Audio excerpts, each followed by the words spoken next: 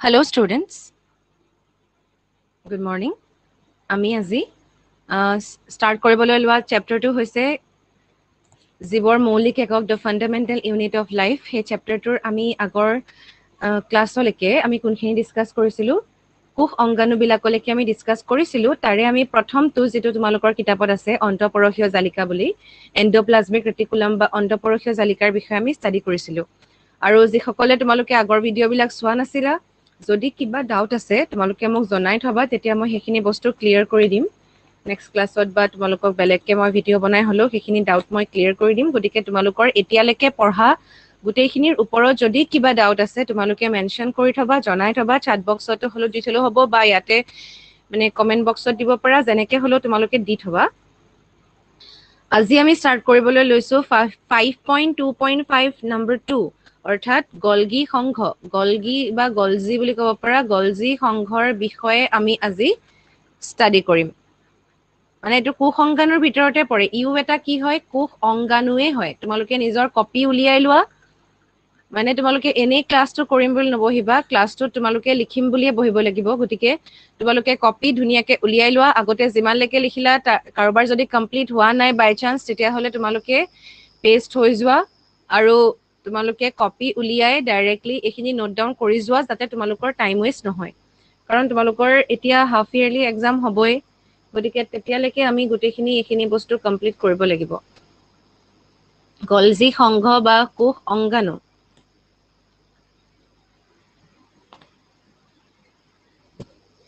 মানে গলজি সংঘটো এটা হৈছে কোষ অংগাণু আৰু সেই কোষ অংগাণুটো কেনেকুৱা হয় কি হয় তোমালোকে ইয়াত ষ্ট্ৰাকচাৰটো চোৱাচোন কেনেকুৱা দেখিছা তোমালোকে এটা কোষৰ ভিতৰত এইটো গোটেইটো কোষ বুলি যদি আমি ধৰো তাৰ ভিতৰত গলগি এপাৰ্টাছ বিলাক এইবিলাক এই যে পিংক কালাৰ যে আছে যে এইখিনি মানে কেনেকুৱা লেয়াৰ নিচিনাকে আছে দেখিছানে এনেকে এনেকে এনেকে এনেকে ধৰণে মানে এটা হেৰি হৈ আছে মানে কেবাখনো কিতাপ জাপি পেলাই থৈ দিলে যেনেকুৱা হয় সেই তেনেকুৱা ধৰণৰ হৈছে আৰু সৰু সৰু গুটি নিচিনা ওচৰে পাজৰে তেনেকুৱা ধৰণৰ কিছুমান বেগৰ নিচিনা বস্তু কিছুমান আছে গতিকে এইটো হৈ গ'ল গলগি এপাৰেটাছ বা কি বুলি কোৱা হয় গলজি সংঘ এতিয়া ইয়াৰ বিষয়ে আমি অলপমান ষ্টাডি কৰো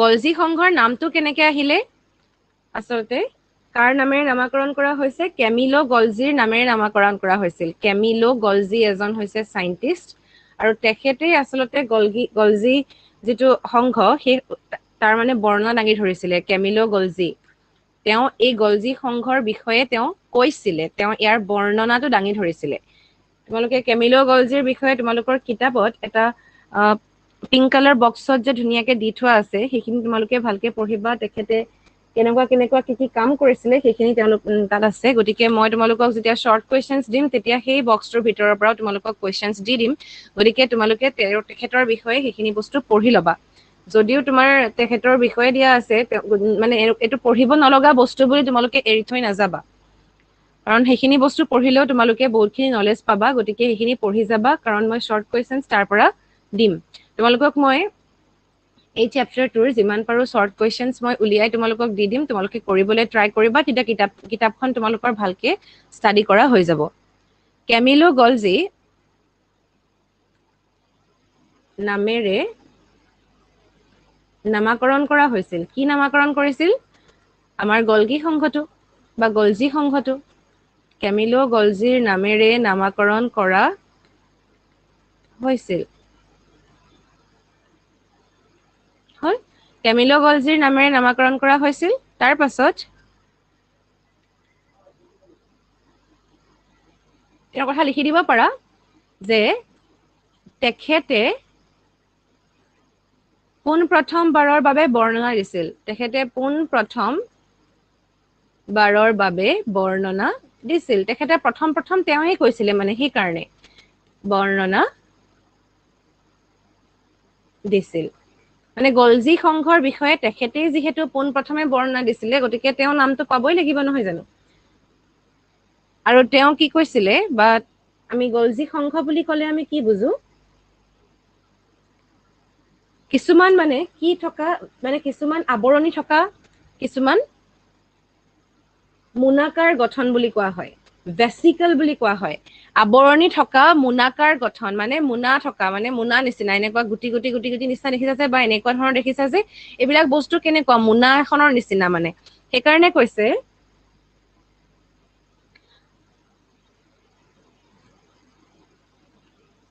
আবৰণী বিশিষ্ট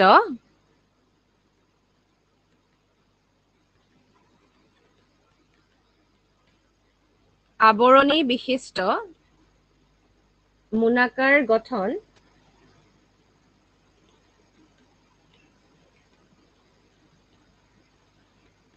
এনেকুৱা এটা মোনা আছে নেকি এটা মোনা নাই ঢেৰ আছে হয় নে এনেকে মোনা মোনাকে এনেকে লগ লাগি ঢেৰ এনেকে এনেকে আছে আৰু পৰস্পৰ সমান্তৰালকে আছে চাবাচোন এটাৰ তলত এটা এটাৰ তলত এটা এটাৰ তলত এটা এটাৰ তলত এটা গতিকে এই যে এই ধৰণে যে আছে যে আমি তাক কি বুলি ক'ব পাৰো সমান্তৰালভাৱে সজ্জিত হৈ থকা বুলি ক'ব পাৰো আৱৰণী বিশিষ্ট মোনাকাৰ গঠন যিয়ে পৰস্পৰ সমান্তৰালকৈ তেওঁলোক সমান্তৰালকে আছে পৰস্পৰ সমান্তৰালকৈ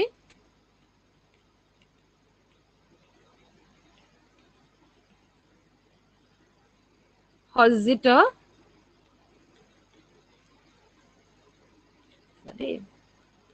সজ্জিত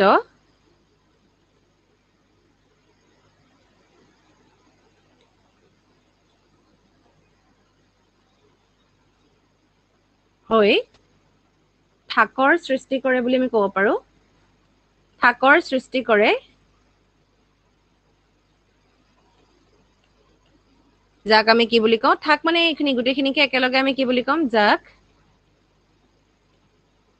কি বুলি কোৱা হয় চিষ্টাৰ্নি বুলি কোৱা হয় চিষ্টাৰ্নি মনত ৰাখিবা চিষ্টাৰ্নি বুলি কোৱা হয় ঠিক তেনেকৈ তোমালোকে এই থাইলাকইড বুলি এটা বস্তু পাবা যেনেকে আমি হেৰি পাইছো এই উদ্ভিদৰ ক্ষেত্ৰত যে আমি আমাৰ থাকে যে পতৰন্ধ তাৰ পাছত তোমাৰ তাৰ ভিতৰত সোমাই গলে আমাৰ কি থাকে এই যিটো কোষৰ আমাৰ যাৰ কাৰণে সেউজীয়া হয় হৰিত কণা বা পত্ৰ হৰিত থাকে সেইবিলাকৰ ভিতৰতো ষ্ট্ৰমা বুলি বস্তু থাকে সেইবিলাকো তেনেকে থাক থাক হৈ থাকে তোমালোকে যেতিয়া উদ্ভিদ কোষৰ কথা আলোচনা কৰিবা তেতিয়া পাবা ইয়াত এই গলজি সংঘবিলাক সাধাৰণতে প্ৰাণী কোষত বৰ বেছিকৈ পোৱা যায় উদ্ভিদ কোষতো নাথাকে বোলে আচলতে তেনেকুৱা নহয় থাকে কিন্তু প্ৰাণী কোষত বেছি ভালকৈ পোৱা যায় থাকৰ সৃষ্টি কৰে যাক চিষ্টাৰ্নি বুলি কোৱা হয় এতিয়া কোনটোক কম মই তোমালোকক দেখাই দিম ৰবা এই ছবিখনত চোৱা ছবিখনত কোনবিলাকক চিষ্টাৰ্নি বুলি কৈছে এইবিলাক এই গোটেইখিনিকে একেলগে আমি কি বুলি কওঁ গলজি সংঘ বুলি কওঁ আৰু এই যে থাক থাককে আছে যে একদম লেয়াৰ লেয়াৰ চোৱাচোন তোমালোকে ভালকে ইয়াত এই লেয়াৰ বিলাকক আমি এইটো কি বুলি কৈছো চিষ্টাৰ্নি বুলি কৈছো দেখিছানে এটা এটা লেয়াৰক আমি চিষ্টাৰ্নি বুলি কওঁ এই ডমটোক একেলগে যিটো ডম হৈ আছে মানে সেইটোক আমি একেলগে কি বুলি ক'ম গলজি এপাৰেটাছ বা গলজি সংঘ কিন্তু যিটো এটা এটা লেয়াৰ আমি তাক কি বুলি ক'ব পাৰো চিষ্টাৰ্নি বুলি ক'ব পাৰো আৰু প্ৰত্যেকৰে আৱৰণ আছে দেখিছা তোমালোকে এটা লেয়াৰ আছে গতিকে সেইটো আৱৰণ থাকিবই গতিকে ইহঁতক কি বুলি কৈছে আৱৰণী বিশিষ্ট মোনাকাৰ গঠন যিয়ে পৰস্পৰ সমান্তৰালকৈ সজ্জিত হয় ইয়াত তোমালোকে দেখিছা এটাৰ পাছত এটা এটাৰ পাছত এটা এনেকে ধৰণে সমান্তৰালকে আছে গতিকে সমান্তৰালকৈ সজ্জিত হৈ থাকৰ সৃষ্টি কৰে যাক চিষ্টাৰ্নি বুলি কোৱা হয় এইবিলাক লিখি যাবা তোমালোকে ক্লাছতে লিখি যাবা পিছত লিখিবলৈ নথবা দেই এতিয়া লিখি যাবা যদি বাই চান্স মই আগবাঢ়ি গৈছো আৰু তোমালোক পিছ পৰিও গৈছা তোমালোকে ভিডিঅ'টো পজ কৰি লৈ লিখিবা নহলে তোমালোকৰ লিখাখিনি পিছ পৰি যাব আৰু মই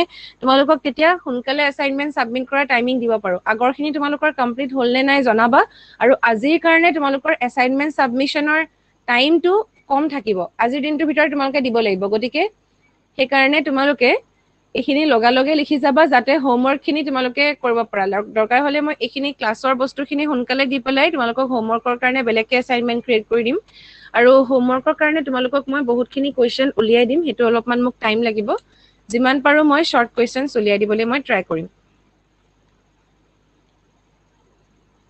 হ'ল এইখিনিলৈকে তোমালোকে এটা আইডিয়া পাইছা তাৰ পাছত আৰু দুটামান পইণ্ট তোমালোকে লিখি লোৱা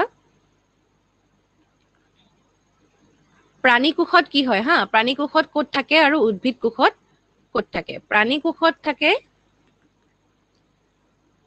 নিউক্লিয়াছ বা কোষ কেন্দ্ৰৰ কাষত থাকে নিউক্লিয়াছ বা কোষ কেন্দ্ৰৰ কাষত আৰু উদ্ভিদ কোষত ক'ত থাকে তেতিয়াহ'লে উদ্ভিদ কোষত এনেকে একেলগে মই কৈছো যে নিউক্লিয়াছ এই বস্তুটো প্ৰাণী কোষতহে আমি বৰ বেছি ভালকৈ দেখা পাওঁ উদ্ভিদ কোষত আমি বৰ এটা ভালকৈ দেখা নাপাওঁ গতিকে ভালকে যিহেতু আমি দেখা নাপাওঁ গতিকে সিহঁতৰ কি হয় ভালকে নেদেখা ভালকে মানে কি আৰু দেখা নাপাওঁ মানে এনেকুৱা নহয় যে আমি দেখাই নাপাওঁ বস্তুটো উদ্ভিদ কোষত সি সিঁচৰতি হৈ থাকে তাক আমি সেইকাৰণে সাধাৰণতে গলগী সংঘ বুলি নকৈ পেলাই আমি কি বুলি কওঁ জানানে ডিক্টায়জমছ বুলি কোৱা হয় আচলতে তোমালোকক সেই নামটো ইমান তেনেকে দিয়া নাই ইয়াতে গতিকে তোমালোকে জাষ্ট ডিক্টায়জমছ বুলি লিখি থৈ দিবা মুক্তভাৱে সিঁচৰতি হৈ থাকে বুলি মই লিখি থৈছো ইয়াতে দেই মুক্তভাৱে সিঁচৰতি হৈ থাকে য'ত ত'ত থাকে মানে য'ত ত'ত সিঁচৰতি হৈ থাকে যাক সেইকাৰণে আমি গলজি এপাৰেটাছ বুলি নকৈ পেলাই আমি কি বুলি কওঁ ডিক্টায়জমছ মই ইংলিছতে লিখি থৈ দিছো তোমালোকে নামটো জাষ্ট মনত ৰাখিলে হ'ল আৰু এইটো তোমালোকৰ মানে নেচেচাৰী নহয় মানে একদম কিন্তু এনেই জাষ্ট জানি থলে একো তোমালোকৰ প্ৰব্লেম নাই গতিকে এইখিনি হৈ গ'ল প্ৰাণী কোষৰ উদ্ভিদ কোষৰ কথা আৰু অলপমান চাওঁ আমি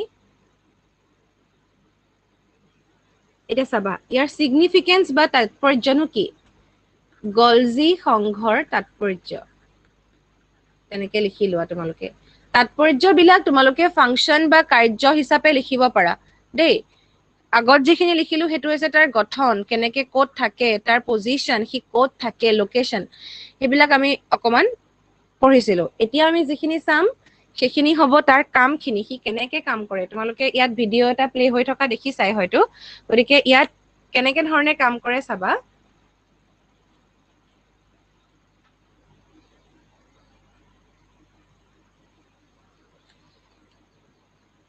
ইয়াত কি হয় এটা ইয়াৰ কাৰ্যবিলাক এনেকুৱা ধৰণৰ হয় ইয়াত তোমালোকে দেখিছা আকৌ এবাৰ তোমালোকে মন কৰিবা ভালকে ইয়াৰ যিটো ভিডিঅ'টো প্লে হৈ আছে যে সেইটো তোমালোকে ভালকে মন কৰিবা তাত কি হৈছে ভেচিকল বুলি ওলাইছে বস্তু এটা ভেচিকল মানে সেই মোনা নিচিনা যে বস্তুবোৰ সেইবিলাকেই হয় আচলতে ক'ৰ পৰা ওলাইছে জানা এণ্ডোপ্লাজমিক ৰেটিকুলাম বা অন্তঃপৰশীয় জালিকাৰ পৰা ওলাই এইবিলাক যে ৰঙা ৰঙা তোমালোকে দেখিছা সেইবিলাক হৈছে অন্তঃপৰশীয় জালিকা অন্তঃপৰশীয় জালিকাৰ পৰা যিবিলাক মোনা সদৃশ বস্তু ওলাব সেইবিলাক আহি গলগী এপাৰেটাছলৈ আহে বা গলজি সংঘলৈ আহে গলজি সংঘলৈ কেলে আহে বা এণ্ডোপ্লাজমিক ৰেটিকুলাম বা অন্তঃপৰশীয় জালিকালে কেলে আহিছিলে সেইটো হৈছে পাইপ এটা দেই পাইপৰ নিচিনা কাম কৰি আছিলে মানে আমি কি গম পাইছিলো যে আমাৰ অন্তঃপৰশীয় জালিকাই কিহত সহায় কৰি আছিলে এটা বস্তু এঠাইৰ পৰা আন ঠাইলৈ যাবলৈ সহায় কৰি আছিলে নিজে নিজে যদি কোষপৰশত মিলি যায় সেই বস্তুবিলাক তেতিয়াহ'লে কি হৈ যাব কোষপৰশতে গোটেই বস্তুখিনি খেলি মেলি হৈ থাকিব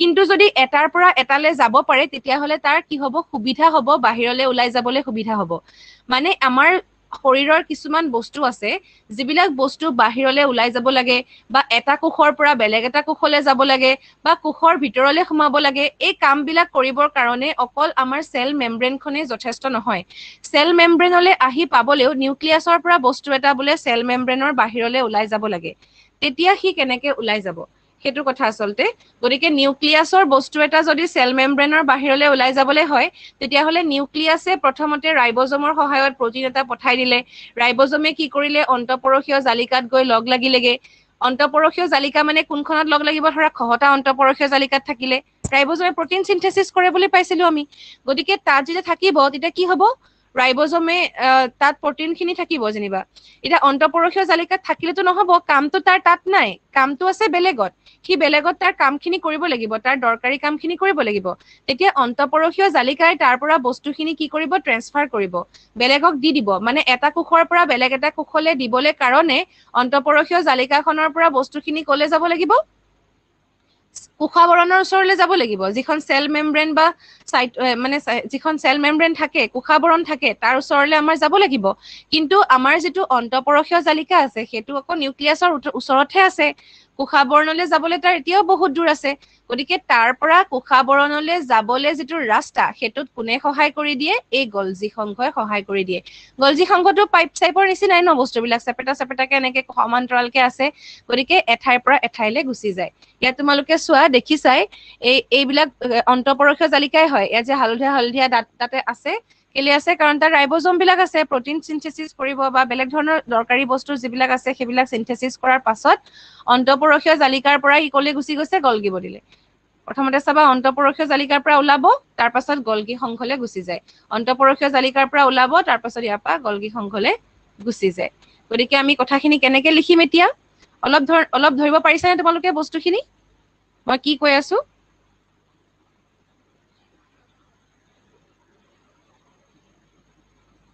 মানে যিখিনি বস্তু অন্তঃপৰশীয় জালিকাত সংশ্লেষিত হ'ব, অন্তঃপৰশীয় জালিকাত সংশ্লেষিত হোৱা বস্তু, অন্তঃপৰশীয় জালিকাত সংশ্লেষিত হোৱা পদাৰ্থ বা বস্তু, সংশ্লেষিত হোৱা পদাৰ্থ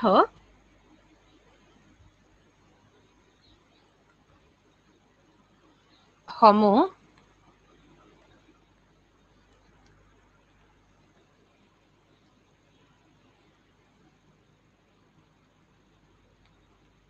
কোষৰ ভিতৰৰ পৰা বাহিৰলৈ উলিয়াবলৈ কাৰণে কোনে সহায় কৰিব? আমাৰ গলগী সংঘই সহায় কৰিব। কোষৰ ভিতৰৰ পৰা বাহিৰলৈ অনা নিয়াত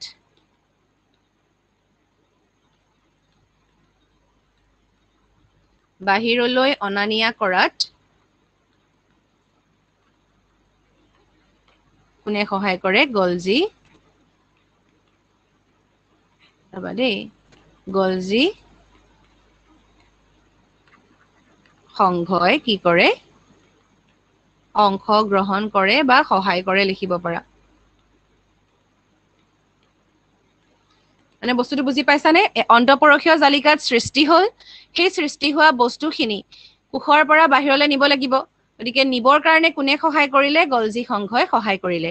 চিম্পলি সেইটোৱে কথা। তাৰ পাছত আৰু কি আছে? যে বিভিন্ন বস্তু ই কি কৰি ৰাখিব পাৰে? সঞ্চয় কৰি ৰাখিব পাৰে।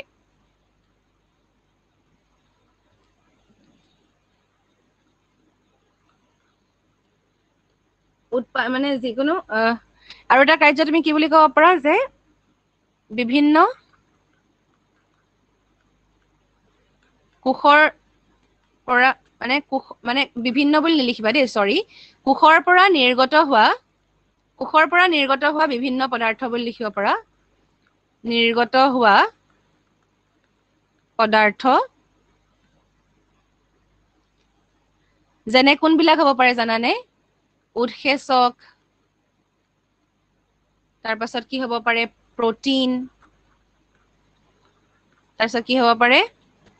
আৰু চেলুলোজ, এইবিলাক ইত্যাদি এনেকে উৎসেচক, প্ৰটিন এইবিলাক লিখিলেও হ'ব। নিৰ্গত হোৱা পদাৰ্থ সঞ্চয় কৰে, মানে সঞ্চয় কৰা কামো কৰে। গতিকে এইটো এটা হৈ গ'ল তাৰ কাম। কোষৰ পৰা এতিয়ালৈকে তোমালোকে দুটা কাম পালা, হয়নে? এটা হৈ গ'ল অন্তঃপৰশীয় জালিকাত সংশ্লেষিত হোৱা পদাৰ্থসমূহ কোষৰ ভিতৰৰ পৰা বাহিৰলৈ নিয়ে। যিবিলাক অন্তঃপৰশীয় জালিকাত সঞ্চিত হ'ল, তাৰ পৰা কিছুমান কি কৰিব? বাহিৰলৈ লৈ যাব। কিন্তু গোটেইখিনি বাহিৰলৈ লৈ নাযাবও পাৰে। একেবাৰতে বাহিৰলৈ নিব লগা নহ'বও পাৰে। তেতিয়া যিখিনি অতিৰিক্ত পদাৰ্থ আছে, সেইখিনি পদাৰ্থ কি কৰিব? সি সঞ্চিত কৰি ৰাখিব। গতিকে সেইটো সঞ্চিত কৰে। আৰু এটা কাম কৰে, কি কৰে জানা? ইয়াতেও একেটা বস্তু দেখুওৱা হৈছে দেই। এইখন হৈছে তোমাৰ অন্তঃপৰশীয় জালিকা। এইখন ব্লু কালাৰ দেখিছা তোমালোকে? এই পাৰ্পল কালাৰ যিখন দেখিছা, সেইখন হৈছে অন্তঃপৰশীয় জালিকা। তাৰ পৰা কি হৈছে? এইবিলাক গুটি গুটি আছে যে, সেইবিলাকে ৰাইবজম আচলতে। তাতে প্ৰটিন চিনথেচিছ নহয় জানো? তাৰ পৰা এই ভেচিকল বা মোনা নিচিনা মোনাবিলাক ওলাব। তাৰে এই মোনাবিলাক কিছুমান ইয়াতে সঞ্চিত হৈ গৈছে। গোটেইখিনি ওলাই যোৱা নাই। মোনাবিলাকতে আমাৰ কি সোমাই আছে? দৰকাৰী বস্তুবিলাক সোমাই আছে। আৰু এই মোনাবিলাকে আহি কি হৈছে? গলগী সংঘত জমা হৈছে, আৰু তাৰ পৰা দৰকাৰীবিলাক বাহিৰলৈ ওলাই গুচি গৈছে। এইখন কোষাবৰণৰ বাহিৰলৈ ওলাই গুচি গৈছে। এক্সোচাইটোচিছ বুলি কয় সেইটো, বাহিৰলৈ ওলাই যোৱাটো। বহিকোষীয় মানে যিটো তোমালোকে এণ্ডোচাইটোচিছ, অন্তঃকোষীয় ভক্ষণটো পাইছিলা, যেনেকে এমিবাৰ ভিতৰলৈ যে সোমাই যায়। ঠিক তেনেকৈ ইয়াৰ বাহিৰলৈ ওলাই যায়, মানে বহিকোষীয় এই বস্তুটো। গতিকে আৰু এটা কাম কি লিখিবা এতিয়া? চিনথেচিছ অফ লাইচোজোম বা লাইচোজোমৰ গঠনত সহায় কৰে। লাইচোজোমৰ গঠনত সহায় কৰে। লাইচোজোম তোমালোকে এতিয়ালৈকে পঢ়া নাই। লাইচোজোম পঢ়িলে গম পাবা। লাইচোজোমৰ গঠনত সহায় কৰে। আৰু কি লিখিবা এতিয়া? লাইচোজোমৰ এটা গঠনত সহায় কৰাটো আমি পালো। আৰু এটা পইণ্ট আমি লিখিব পাৰো।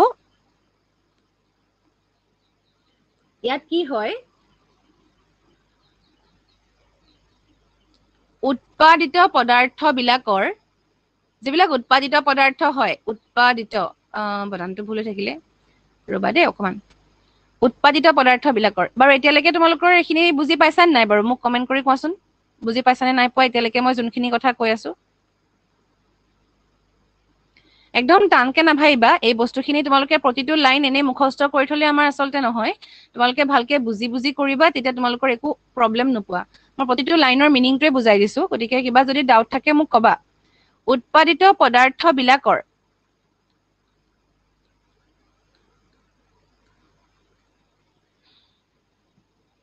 উৎপাদিত পদাৰ্থবিলাকৰ বন্ধন আৰু ৰূপান্তৰণত সহায় কৰে বা ৰূপান্তৰণ কৰে বুলি লিখিব পাৰা মানে কি জানানে যিবিলাক উৎপাদিত হ'ব উৎপাদিত পদাৰ্থ মানে এই যে ভেসিকলটোৱে ইয়াৰ পৰা ওলাই আহিলে এটো কেলে ওলাই আহিব পাৰিলে কাৰণ এটা উৎপাদন হৈছে আৰু সেই উৎপাদন হোৱা বস্তুটোৰ বন্ধন কৰে মানে পেকেজিং কৰে মানে ধৰা কিবা এটা বস্তু তোমাৰ বনালে ইন্ডাস্ট্ৰিত সেই ইন্ডাস্ট্ৰিত বনোৱা বস্তুটো ডিস্ট্ৰিবিউট কেনেকে কৰিব ডিস্ট্ৰিবিউট ডাইৰেক্ট কৰি দিব নোৱাৰে তাক প্ৰথমতে কি কৰিব লাগিব পেকেজিং কৰিব লাগিব তাক ধুনীয়াকে লেবেলিং কৰিব লাগিব গতিকে এই গোটেই কামখিনি কৰি তাৰ পাছতহে তাক ডিস্ট্ৰিবিউট কৰিব পৰা যায় গতিকে ঠিক তেনেকৈ ইয়াতেও বিভিন্ন বস্তু উৎপাদন হৈ আছে আৰু সেই উৎপাদন হোৱা বস্তুবিলাকৰ বন্ধন কৰিব আৰু ৰূপান্তৰণ কি কৰে ৰূপান্তৰণ এটা উদাহৰণ দিব পাৰো মই আচলতে ইয়াতে তোমালোকক এটা উদাহৰণ দি তোমালোকে বেছি ভালকে বুজি পাবা সৰল শ্ৰেণীৰ পৰা কি কৰিব সৰল শ্ৰেণীৰ পৰা জটিল শৰ্কৰালে জটিল শৰ্কৰা প্ৰস্তুতকৰণ মানে সৰল শ্ৰেণীটোক জটিল কৰি পেলাইছে মানে বন্ধন কৰিছে মানে কেনেকে সৰল শ্ৰেণী মানে কি C6 সৰল শ্ৰেণী মানে C6 নহব এটো গ্লুকোজ হলে হ'ব আৰু গ্লুকোজ বুলি ভাবিব পাৰা কিন্তু এনে যদি তোমালোকে চোৱা সুক্ৰোজটো চোৱা যদি C12H22O11 কিন্তু আমাৰ যেটো সেলুলোজ থাকে বা শৰ্কৰা থাকে হেতু আসলতে যথেষ্ট ডাঙৰ হয় গতিকে তেনেকুৱা অণুবিলাকক লগ লগাব পাৰে হিহতে সৰল শ্ৰেণীৰ পৰা জটিল শৰ্কৰা প্ৰস্তুতকৰণ বুজি পালা এতিয়া কেনেকে তোমাৰ মানে পেকেজিং হৈছে আৰু ৰূপান্তৰ হৈছে কাৰণ সৰল শ্ৰেণী আছিলে জটিল শৰ্কৰা হৈ গল সৰল শ্ৰেণী মানে C12H22O11 গতিকে সেই যে C12H22O11 হেতু আসলতে আমি সৰল বুলি কৈছো যদিও তাত মানে ধৰা C12H22O11 বা তোমালোকে যদি এটো ভাবা C6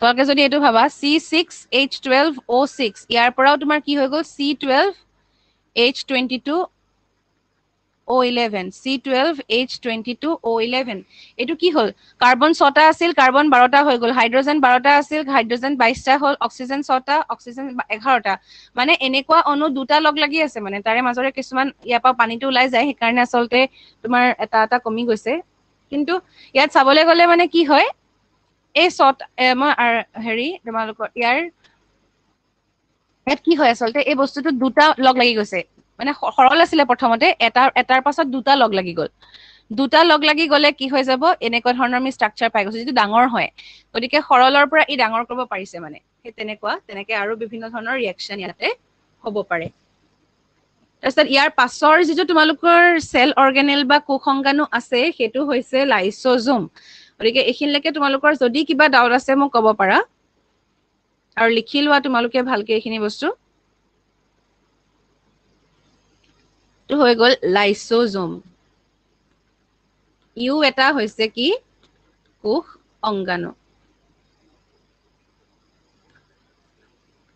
লাইসোজোম হৈছে এটা কোষ অংগাণু হয় নহয় আমি কোষ অংগাণুৰ ভিতৰতে ডিসকাস কৰি আছো গতিকে এটা হৈছে হৈছে এটা কোষ অংগাণু আৰু ইয়াতে যে দেখুৱা হৈছে এটো এটা সেলৰ ভিতৰত থকা লাইসোজোমটোহে দেখুৱা হৈছে ইয়াতো কি থাকে তোমাৰ মেমব্ৰেন থাকে বা আৱৰণ থাকে লাইসোজোমটো এনেকুৱা আৱৰণ নথকা নহয় আৱৰণ থাকে তাৰ পাছত তাৰ ভিতৰত কি আছে এনজাইম লিখিছে মানে ইয়াৰ ভিতৰত এনজাইম সোমাই যায় লাইসোজোমৰ এটা বিশেষ নাম আছে তোমালোকে জানা যদি মোক এতিয়া ক'ব পাৰা লাইসোজোমৰ নামটোনো কি হয় লাইসোজোমৰ যেটো নাম হেতু কি হয় তোমালোকে মোক ক'ব পাৰা আৰু তোমালোকে আৰু এটা কাম কৰিবা তোমালোকে ইয়াতে chat boxত এটেনডেন্স খিনি দিবা এতিয়া তোমালোকে এটেনডেন্সখিনি দিব পাৰা দেই, নিজৰ নিজৰ নামবিলাক লিখি দিবা, তেতিয়াহে মই গম পাম কোন কোন প্ৰেজেন্ট আছা, কাৰণ ইয়াত দেখা পোৱা নাযায় কাৰণে তোমালোকে নামখিনি লিখি দিবা।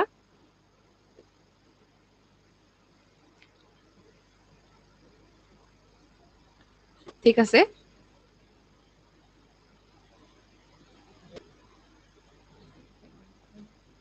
তাৰপাছত এতিয়া লাইসোজোমৰ বিষয়ে আমি চাবলৈ গ'লে ইয়াৰ কাম কি বা ইয়াৰ সিগনিফিকেন্স কি হয়, ইয়াৰ তাৎপৰ্য কি, তাৰ আগতে আমি অকমান লাইসোজোমৰ দুই এটা কথা লিখি লওঁ। লাইসোজোমৰ আচলতে কিহৰ লগত জড়িত জানানে? লাইসোজোম বস্তুটো আমাৰ কোষৰ পৰা যিবিলাক বৰ্জিত পদাৰ্থ থাকে, যিবিলাক উলিয়াই দিব লগা বস্তু থাকে বা যিবিলাক অদৰকাৰী বস্তু কোষৰ, সেইবিলাক লাইসোজোমে কি কৰে, সুইচাইডেল বেগ বা ই মানে আত্মঘাতী মোনা নিচিনাকে কাম কৰে। ইয়াতে আহি এই যে এনজাইম দেখিছা, সেই এনজাইমটো আহি পেলাই লাইসোজোমত সোমাই যায়হি। লাইসোজোমত সোমাই যাবহি আৰু সি তাতে মানে ডেষ্ট্ৰয় হৈ যায়, তাত ধ্বংস হৈ যায়। গতিকে ই মানে বৰ্জিত পদাৰ্থবিলাক মানে খাই পেলোৱা নিচিনা কাম এটা কৰে। গতিকে আমি ইয়াক কি বুলি ক'ব পাৰো, ইয়াত মানে কি থাকে, ডাইজেষ্টিভ এনজাইম কিছুমান থাকে।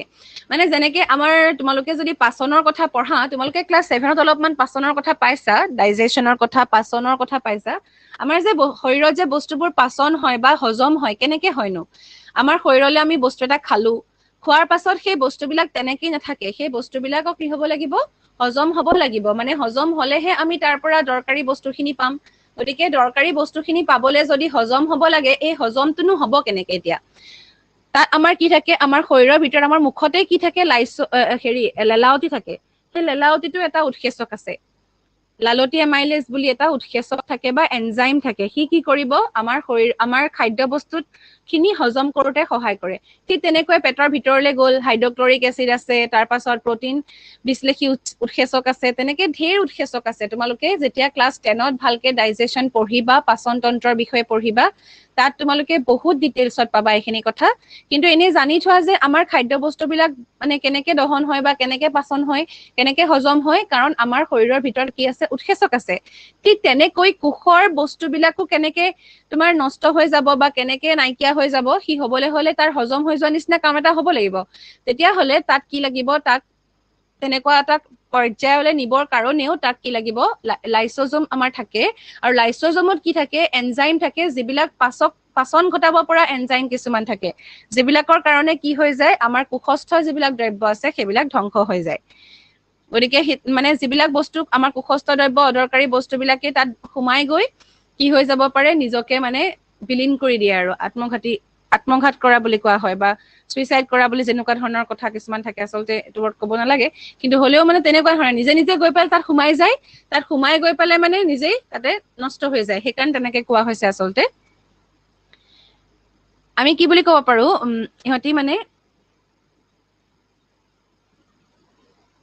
আৱৰণী বিশিষ্ট মোনাকাৰ, আৱৰণী বিশিষ্ট মোনা বুলি ক'ব পাৰো, আৱৰণী বিশিষ্ট, কাৰণ তাৰ আৱৰণ আছে। তোমালোকক সুধিব পাৰে লাইসোজোমৰ আৱৰণ আছে নে নাই, আৰু লাইসোজোমৰ আৱৰণ থকাটো অতিশয় গুৰুত্বপূৰ্ণ। কেলে হ'ব পাৰে তোমালোকে মোক কবাচোন বাৰু। লাইসোজোমৰ আৱৰণী নথকা হলে কি হলহেঁতেন, আৱৰণী বিশিষ্ট মোনা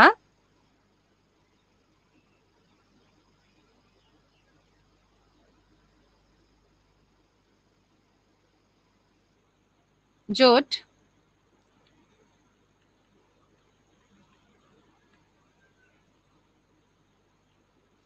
বিভিন্ন পাচক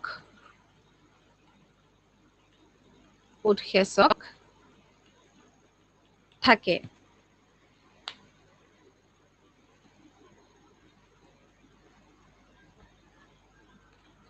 কোষস্থ বৰ্জিত পদাৰ্থৰ নিষ্কাশনৰ লগত জড়িত।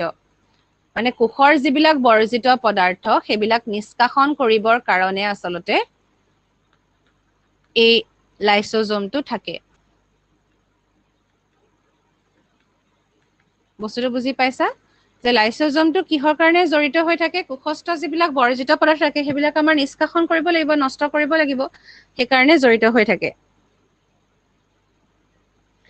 আৰু এটা কথা, উদ্ভিদ কোষত কিন্তু ই নাথাকে আচলতে দেই, সেইটো কথা তোমালোকে মনত ৰাখিবা। উদ্ভিদ কোষত আচলতে লাইসোজোম আমি সাধাৰণতে নাপাওঁ, কাৰণ উদ্ভিদ কোষত লাইসোজমৰ পৰিৱৰ্তে ইয়াত এটা বস্তু থাকে উদ্ভিদ কোষত লাইসোজম মোৰ এনেকৈ লিখি দিওঁ লাইসোজমৰ পৰিৱৰ্তে ইয়াত কি থাকে জানানে ৰসধানী থাকে আমি ৰসধানীৰ কথা পঢ়িব লাগিব উদ্ভিদ কোষত যেটো ৰসধানী বা ঋত্তিকা ভেকুওল বুলি কোৱা হয় সেই বস্তুটো বহুত ইম্পৰ্টেন্ট উদ্ভিদ কোষত লাইসোজমৰ পৰিৱৰ্তে ৰসধানী থাকে আৰু সেই তাতেই তোমাৰ দৰকাৰী বস্তু অদৰকাৰী বস্তু সব তাতে কি হ'ব পাৰে সোমাই যাব পাৰে মানে লাইসোজমৰ কামটো উদ্ভিদ কোষত কোনে কৰে লাইসোজমে নকৰি উল্টাই কিহে কৰিব ৰসধানীয়ে কৰিব ৰসধানী অলৰেডি থাকেই তোমালোকে উদ্ভিদ কোষৰ যেটো ষ্ট্ৰাকচাৰ তোমালোকৰ যিখন কিতাপ আছে তাত তোমালোকে চিত্ৰ নং 5.6 ত যদি চোৱা উদ্ভিদ কোষৰ ষ্ট্ৰাকচাৰটো চোৱাচোন তোমালোকে তাত তোমালোকে ৰসধানী দেখিবা খুব ডাঙৰকে ৰসধানী মানে চকা দেখিবা একদম খালী অংশ এটা আছে সেই খালী অংশটোতে যিবিলাক অদৰকাৰী বস্তু সব তাতে সোমাই যায় গতিকে সেই কাৰণে লাইসোজমৰ প্ৰয়োজন উদ্ভিদ কোষত নহয় থাকিলেও মানে সি ইমান ইম্পৰ্টেন্স নাপায় হ'ব এনেকুৱা নহয় যে তাত নেদেখিবা তোমালোকে থাকিব পাৰে দেই তোমালোকে ছবিখনত চালেও তোমালোকে দেখা পাবা কিন্তু প্ৰাণী কোষত যিমান প্ৰয়োজন তাৰ উদ্ভিদ কোষত তেনেকুৱা তাৰ প্ৰয়োজন আচলতে নাই মানে প্ৰাণী কোষত লাইসোজমে সেই কামটো কৰিব কিন্তু উদ্ভিদ কোষত কিন্তু সেই কামটো ৰসধানীয়েও কৰিব পাৰে ঋত্তিকায়ও কৰিব পাৰে ভেকুওল বুলি যাক কোৱা হয় সিও এই কামটো কৰিব পাৰে তাৰপিছত আমি চাওঁ যে লাইসোজমৰ তাৎপৰ্যনো কি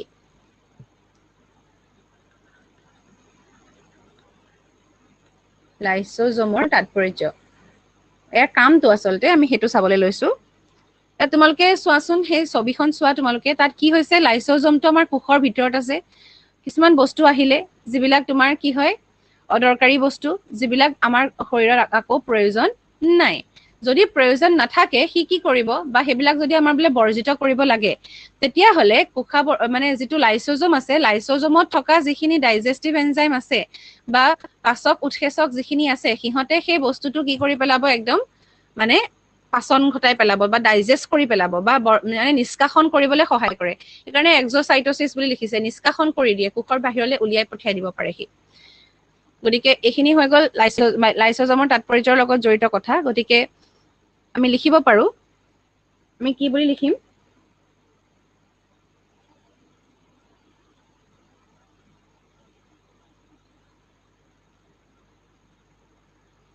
এটা বস্তু লিখিব পৰা যে কোষত প্ৰৱেশ কৰা অলাগতিয়াল দ্ৰব্য কোষত প্ৰৱেশ কৰা হ'ব পাৰে কোষলে সোমোৱা অলাগতিয়াল দ্ৰব্য হ'ব পাৰে কোষত প্ৰৱেশ কৰা অলাগতিয়াল দ্ৰব্য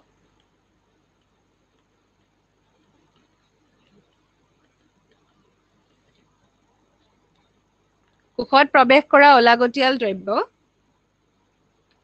আৰু কোষত উৎপন্ন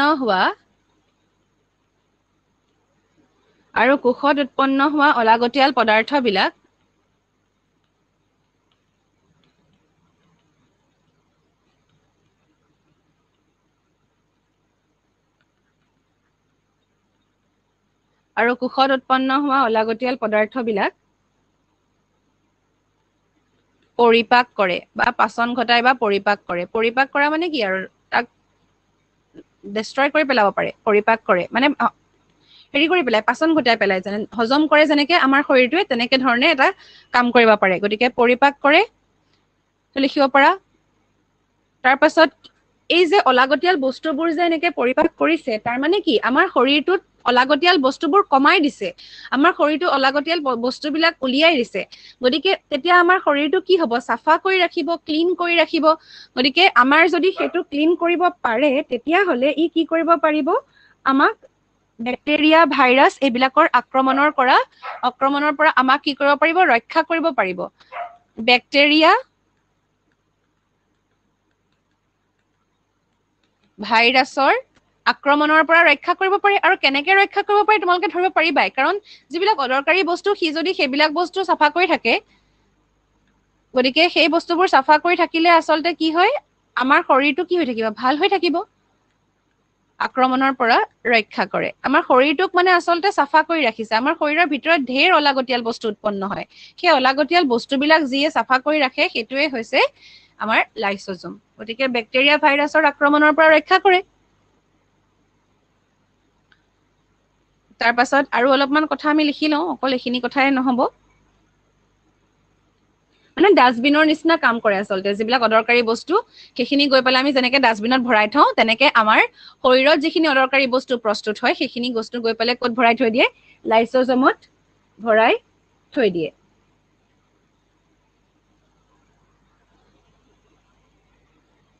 গতিকে বৰ্জিত পদাৰ্থ নিষ্কাশন কৰে। বৰ্জিত পদাৰ্থ নিষ্কাশন, এইটো বুজি পাইছে আৰু যিখিনি অদৰকাৰী পদাৰ্থ সেইখিনি কি কৰিব পাৰে? নিষ্কাশন কৰিব পাৰে বা ডাইজেষ্ট কৰি দিয়ে, সেইটো একেটা কথাই আৰু। ডাষ্টবিনৰ নিচিনা কাম কৰে, তোমালোকে গম পাবা। ডাষ্টবিন বুলি লিখি থৈ দিছো, ডাষ্টবিনৰ নিচিনাকে কাম কৰে।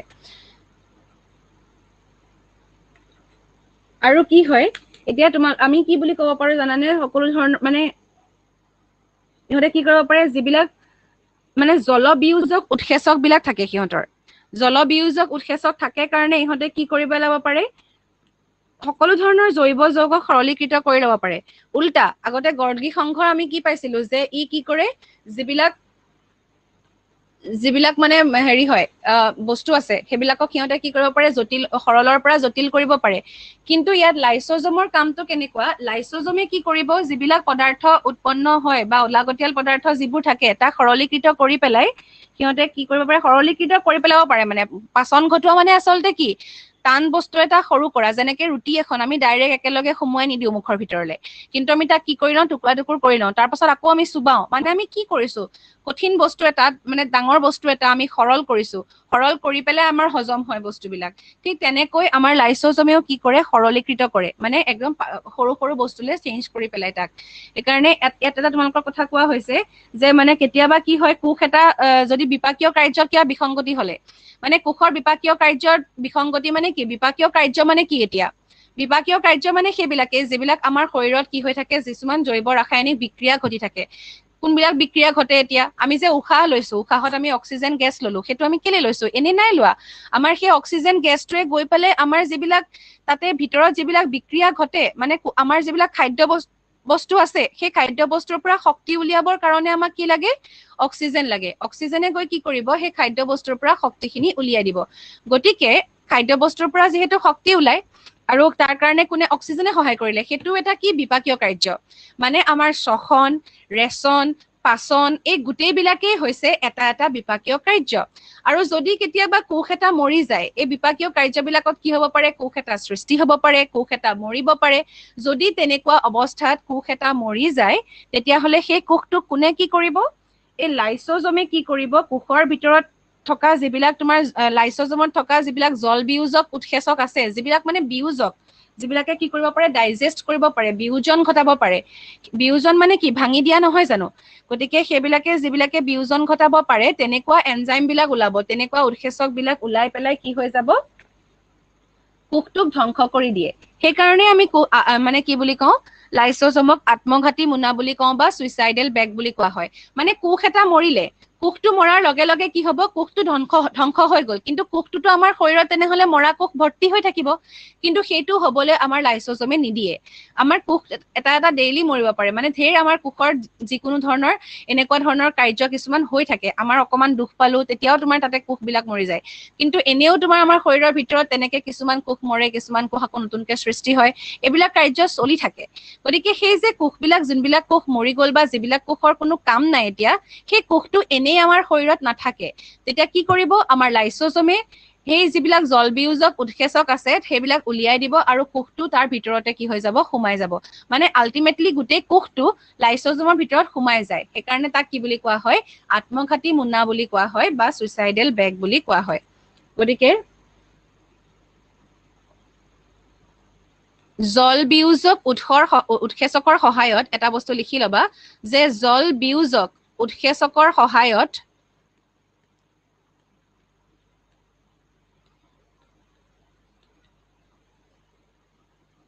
জটিল বস্তু সৰলীকৰণ কৰিব পাৰে। জটিল বস্তু সৰলীকৰণ, জটিল বস্তু সৰলীকৰণ কৰিব পাৰে। এতিয়া জটিল বস্তু সৰলীকৰণ কৰিব পাৰে জল বিয়োজক উৎসেচকৰ সহায়ত জটিল বস্তু সৰলীকৰণ কৰিব পাৰে তাৰ পাছত তাৰ কাৰণে আকৌ কি হয় আমি এটা যদি উদাহৰণ হিচাপে চাওঁ মানে বা আত্মঘাতী মুনা বুলি কোৱা হয় লিখি পেলাই আমি উদাহৰণ দি দিব পাৰো যে কাৰণ আত্মঘাতী মুনা বুলি কোৱা হয়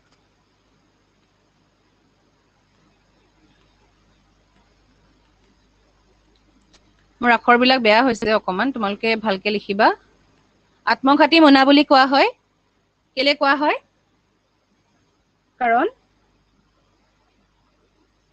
কাৰণটো এইখিনিতে লিখি দিছো দেই তোমালোকে ভালকে লিখিবা মই এনে জাস্ট পইণ্ট ৱাইজ লিখি দিছো বস্তুবিলাক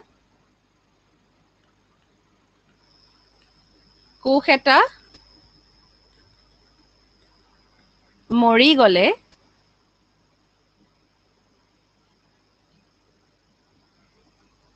লাইসোজোমত থকা লাইসোজোমত কি আছে বুলি পাইছিলো আমি অকমান আগতে যে লাইসোজোমত কি থাকে জল বিয়োজক উৎসেচক থাকে লাইসোজোমত থকা জল বিয়োজক উৎসেচকে লাইসোজোমত থকা জল বিয়োজক উৎসেচকে কি কৰিব কোষটোক ধ্বংস কৰি দিব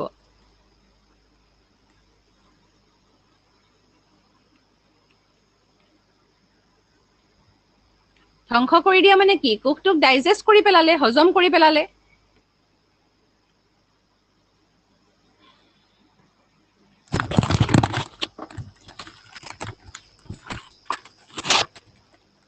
সৰি কোষটোক কি কৰি দিলে ধ্বংস কৰি দিয়ে বুলি কোৱা হয় আৰু সেই কাৰণে আমি তাক কি বুলি কওঁ আত্মঘাতী মুনা বা সুইসাইডাল বেগ বুলি কোৱা হয়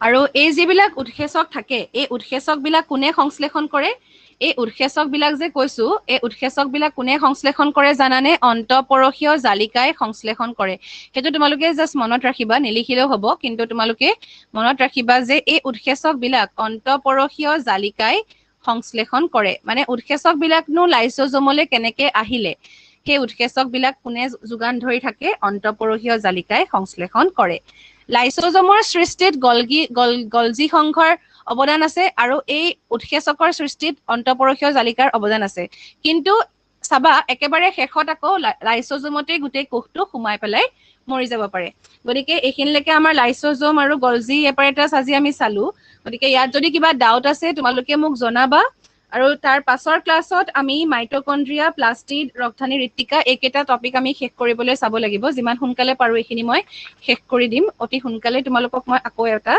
এইখিনি বস্তু বনাই পেলাই তোমালোকক দি দিম আৰু তাৰ পাছত আমি নেক্সট চেপ্টাৰটো ষ্টাৰ্ট কৰিব লাগিব ঠিক আছে ইয়ালৈকে যদি কিবা ডাউট আছে তোমালোকে মোক কবা তোমালোকৰ এটেনডেন্স বিলাক মই নোট ডাউন কৰি যাম আৰু তোমালোকে এছাইনমেন্ট হিচাপে তোমালোকৰ লিখাখিনি মোক জমা দিবা থেংক ইউ